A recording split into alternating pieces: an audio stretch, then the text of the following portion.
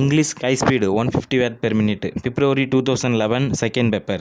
Speaking on the budget in the state legislative assembly, an honorable member said, Mr. Speaker sir, in the first place I would like to say a few words on the taxation proposals of the government. It is said that the government proposed to levy a surcharge on passengers traveling by buses. I suggest that it should be modified. First of all, there should be no big taxation on passenger. It will be an indirect taxation on the passengers if we require the owners to pay taxes because they will pass on the tax to the passengers.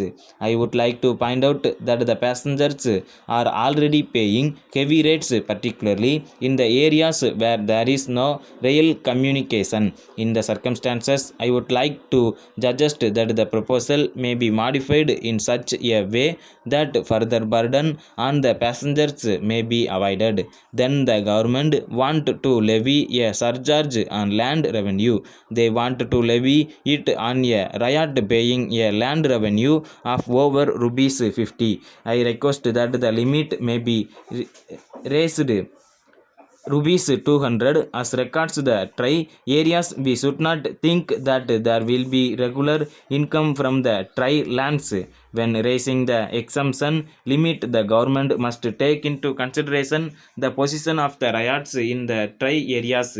In this connection, I would suggest that the government may also consider the question of levying taxes on producers of commercial crops, particularly tobacco.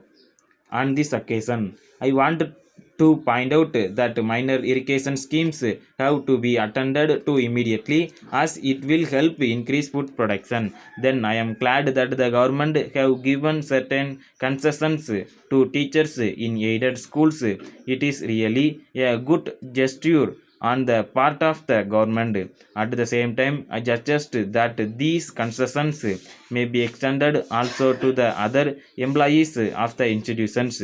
In this connection, it is necessary to point out that some of these employees get less pay than the teachers themselves. So, I request that the same concessions which are given to the teachers may be given to the other members of the staff also. Next, I wish to say that in the present budget there is an expenditure of rupees 64 crores, but only a very small sum has been set apart for the handloom industry. Of course, I am thankful to the finance minister for devoting nearly one page of his budget speech to the handloom industry.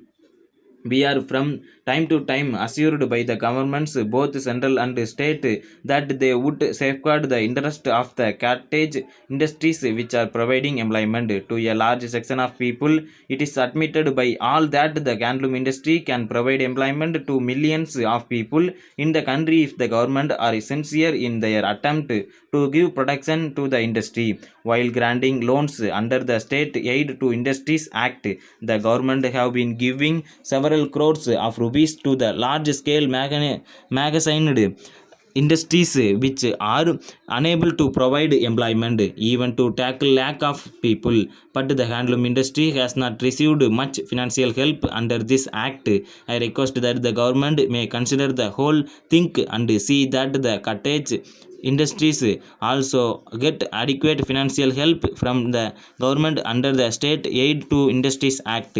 Then I come to weavers cooperative societies. The government have allotted a lakh of rupees for the state handloom weavers cooperative society. About 2 lakh handlooms are working in the primary societies, and each handloom is required to process financial accommodation of at least rupees 200 to have continuous employment, but the government have come forward with only 1 lakh of rupees. With this sum, I do not know how the government are going to help weavers cooperatives. The government should therefore consider the question of bringing into existence cottage industries cooperation, which will be of immense help to the cottage industries in the matter of providing adequate finance. The government are granting rupees 3000 to the agricultural cooperative credit societies for the construction of godowns.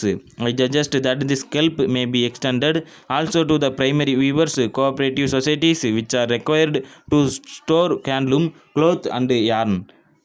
Thank you, sir.